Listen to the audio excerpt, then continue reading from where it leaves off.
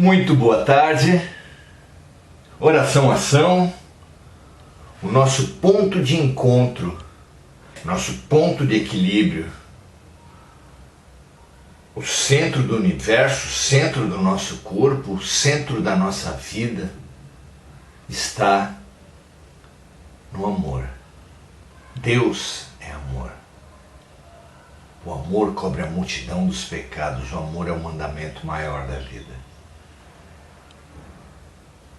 Remetamo-nos a esse ponto central nosso, do outro, da vida, e entraremos no nosso ponto de equilíbrio. Muito bom, que assim seja para todos nós sempre. Hoje vamos falar sobre essa busca do homem. São as ferramentas espirituais que Kardec vem trabalhando no capítulo 8, segunda parte de O Livro dos Espíritos, e que hoje vem falar sobre o êxtase,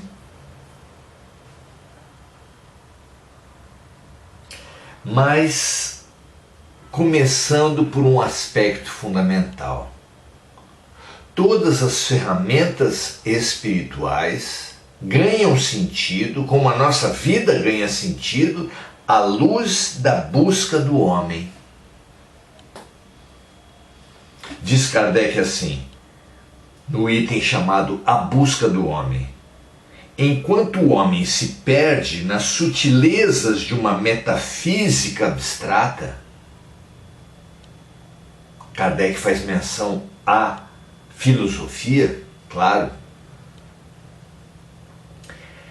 Então, enquanto o homem se perde nas sutilezas de uma metafísica abstrata e incompreensível para pesquisar as causas de nossa existência moral, Deus coloca diariamente, através do sono, sob seus olhos e sob suas mãos, os meios mais simples e mais evidentes para o estudo da psicologia experimental. Olha que interessante. Faz claramente aqui o Kardec uma crítica aos caminhos tortuosos, subjetivos, cheios de termos técnicos, cheio de imagens abstratas, complexas, em razão dos quais debatem-se grandes mentes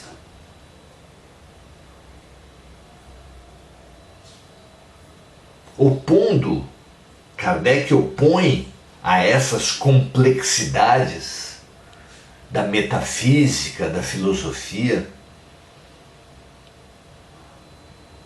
a simplicidade da psicologia experimental. Psique é alma, psicologia é o estudo da alma. Psicologia, ao tempo de Kardec, remetia a essa pesquisa da essência do espírito da alma. Não era exatamente como é compreendida hoje a psicologia. Hoje a psicologia foca na mente. Originalmente, etimologicamente, na origem da palavra psicologia, estava o estudo da alma, que é exatamente o que Kardec faz nos seus estudos, nos seus livros, na sua doutrina. É o que ele faz aqui. o que ele chama de psicologia experimental, indutiva, que parte não dos conceitos etéreos, da metafísica etérea, mas da realidade prática do espírito.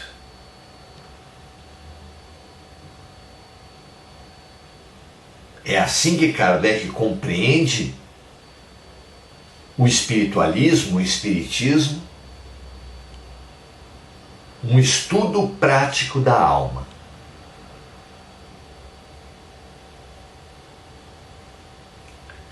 Situado o homem nessa caminhada, nessa perspectiva, nessa busca de si mesmo, nesse estudo essencial de si mesmo,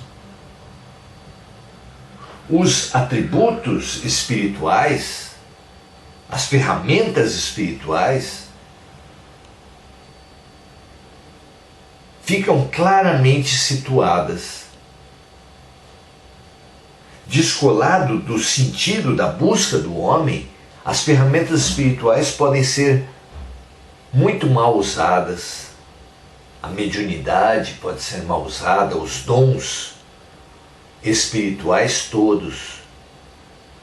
Ao passo que, assim situado o ser na sua busca essencial, tudo ganha uma conotação, tudo ganha um sentido. E tão perigoso é a perda desse sentido quanto fabuloso é o ganho dele. É com ele que devemos estudar os dons espirituais, como se deve perguntar a qualquer um que almeja o poder: para quê? Para que você quer poder político? Para que você quer fortunas? Para que você quer a fama?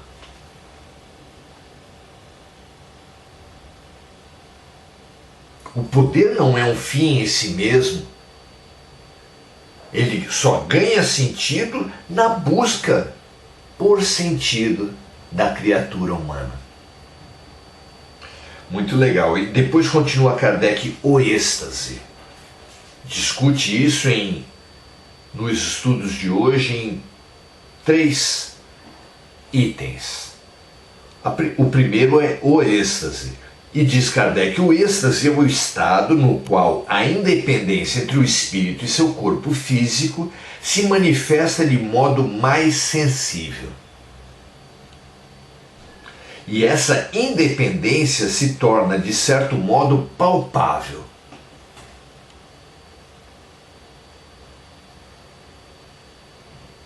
Temos estudado que o distanciamento entre o espírito e o corpo abre o ser a uma série de dons espirituais.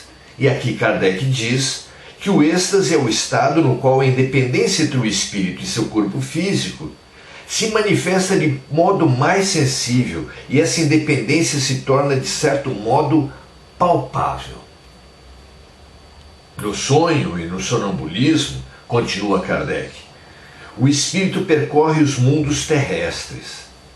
No êxtase, ele penetra num mundo desconhecido, o mundo dos espíritos etéreos, com os quais entra em comunicação sem, entretanto, poder ultrapassar certos limites, que não poderia transpor sem romper totalmente as ligações que o prendem ao corpo físico. Então, o êxtase é a ferramenta espiritual que dá acesso aos territórios mais sublimes da dimensão espiritual, pelo menos aos territórios mais sublimes que cada ser consegue alcançar. Diz Kardec aqui que esse descortinar gerado pelo êxtase possui limites, dados pelos laços que ainda ligam o espírito ao corpo físico, cuja ruptura completa só acontece na morte. Mas que no êxtase se dá essa separação máxima, sem a ruptura total, representada pela morte. O êxtase é o distanciamento máximo. E por isso é que franqueia ao ser o alcance aos territórios mais sublimes do espírito. Continua Kardec dizendo: o espírito é envolvido por um brilho resplandecente e inteiramente novo. As belezas desconhecidas na terra fazem com que ele se deslumbre. Sente o bem-estar que não pode ser definido. Nessa condição, o espírito desfruta por emancipação da bem-aventurança celeste. E pode-se dizer que ele põe um pé no limiar da eternidade. É apenas um passo antes da morte. Esse um passo oferece esse distanciamento máximo, e esse distanciamento máximo abre a criatura a sublimidades indescritíveis.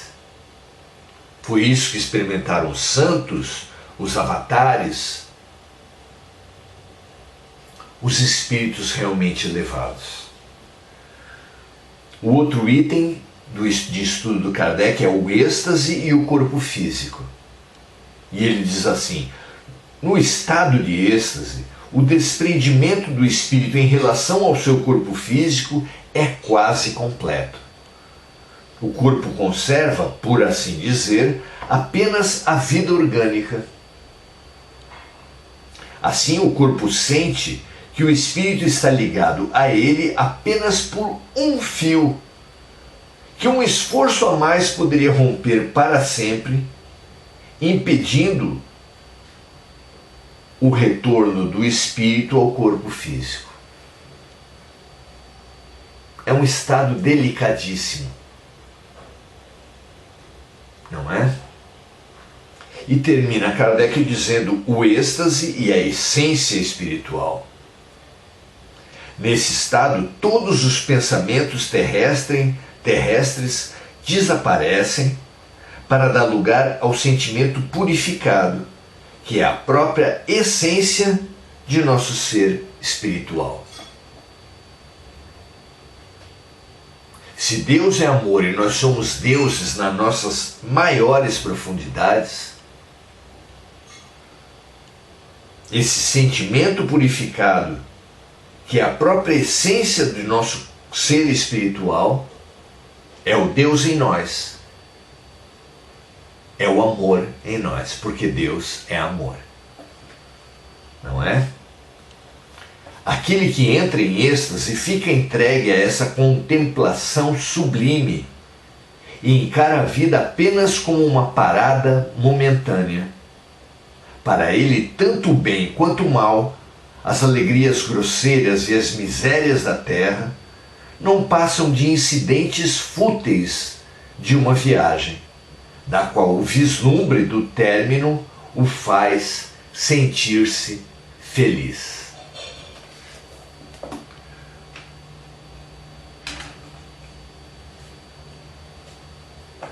Toda aproximação que fizermos de Deus, toda aproximação que fizermos do sentimento maior, do amor,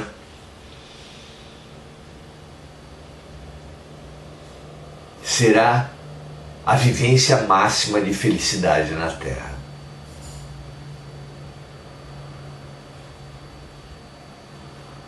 Quanto mais apegados estamos à matéria, quanto mais apegados estamos ao eu aparente, que é o ego sede do orgulho, sede do egoísmo, mais estaremos infelizes, focados na autoexaltação e na humilhação do outro, algemados a esse círculo de vinganças mútuas, a roda de Sansara, ao círculo das encarnações, que aprisiona o nosso eu profundo.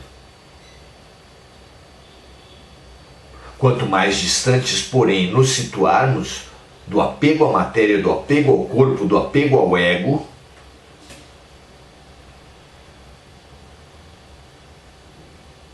mais nos aproximaremos da verdadeira essência do ser, de Deus e da vida.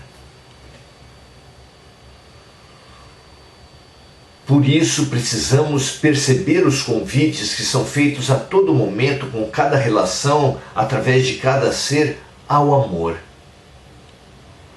Abrirmos-nos a uma planta, a uma flor, a um passarinho, a um átomo que seja, a observação dos astros, do mínimo ao máximo, tudo exala amor. Tudo chama ao amor, tudo convida ao amor.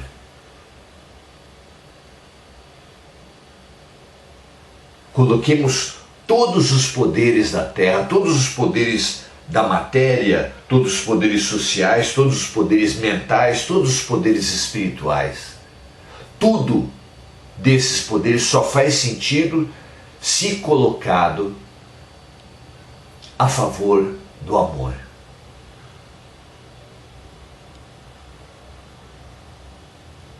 O poder em si, o poder substantivo, simplesmente não tem sentido nenhum. Já o poder verbo, que é o poder ensinar, o poder aprender, o poder expandir-se, o poder amar, é o grande poder da vida. Descubramos o verbo.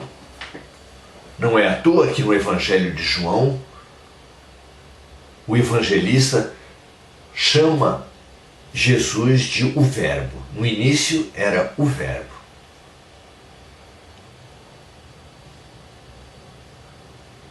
Enquanto o poder substantivo é um troféu, é uma vitória,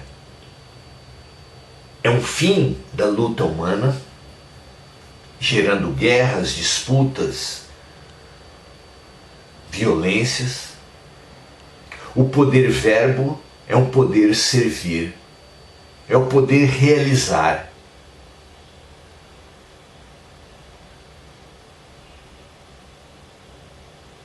Como Jesus falou,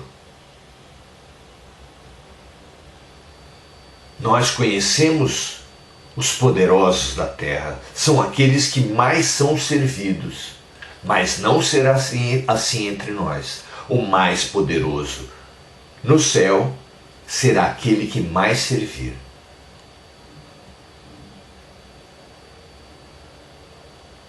Que essa clareza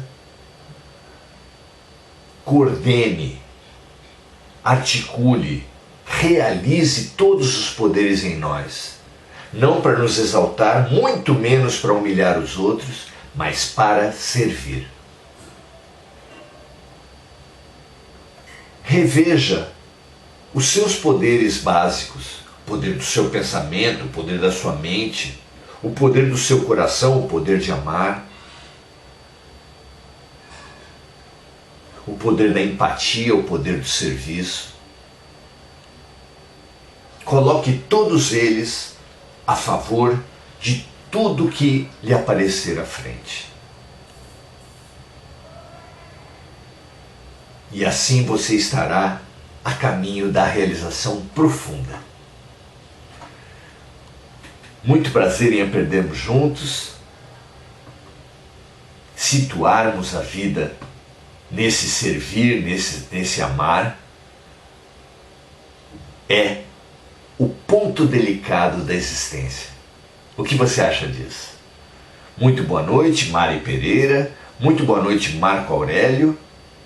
Há muito que amar, sem dúvida. Muito boa noite, Gugu Souza. A gratidão é um maravilhoso exercício de amor. Boa noite, Sérgio Marques.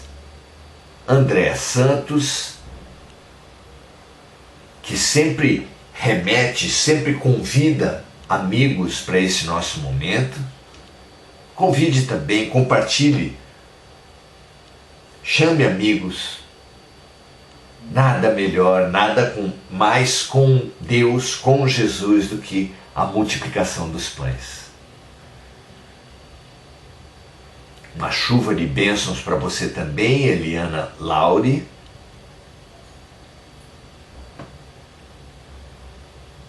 Muita gratidão por aprendermos juntos. É realmente fantástico que a gente possa fazer isso. Emir Cajazeira, Adelaide Dias, Esther Ponzoni. Muito bom, meus amigos, minhas amigas. Que essa união nossa nos aumente, nos expanda e nos transborde em serviço para toda a humanidade.